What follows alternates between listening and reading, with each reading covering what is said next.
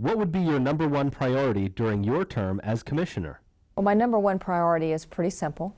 That is to treat people with respect and give the taxpayers the services that they deserve.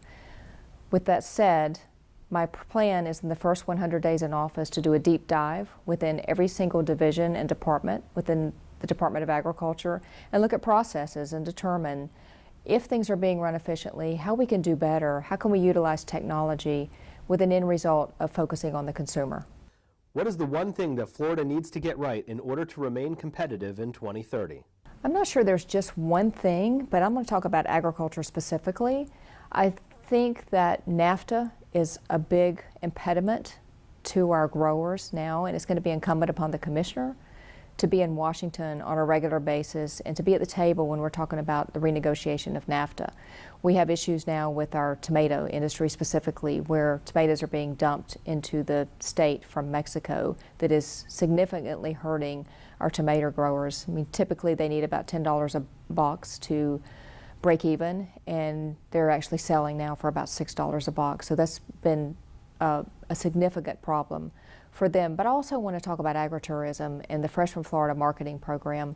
I think that it's important that the commissioner continue to be an advocate for the marketing program and tie that in with the agritourism, because when people come to Florida, we do tourism very well, but we don't focus that much on agritourism.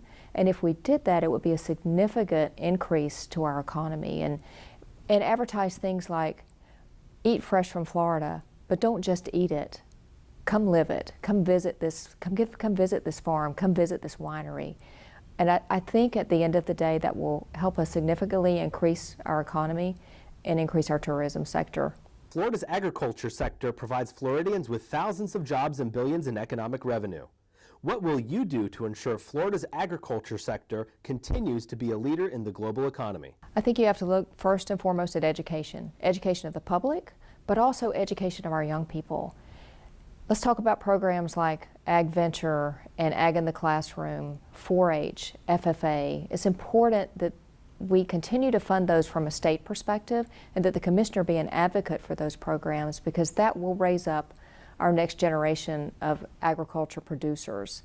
But in addition to that, those programs, FFA teaches our kids life skills. 4-H teaches our kids life skills. It teaches them how to balance a checkbook, how to interview for a job, how to show up for a job more than 3 days in a row. You have to be consistent. It teaches them soft skills. In addition to that, we have to look at our education system, both our high schools, our junior highs, and our community colleges, our state colleges, and look at how many certificates we can produce, because every child is not directed to college. They just aren't. And there are so many agriculture sector jobs out there that we have such a need for those types of jobs to be filled.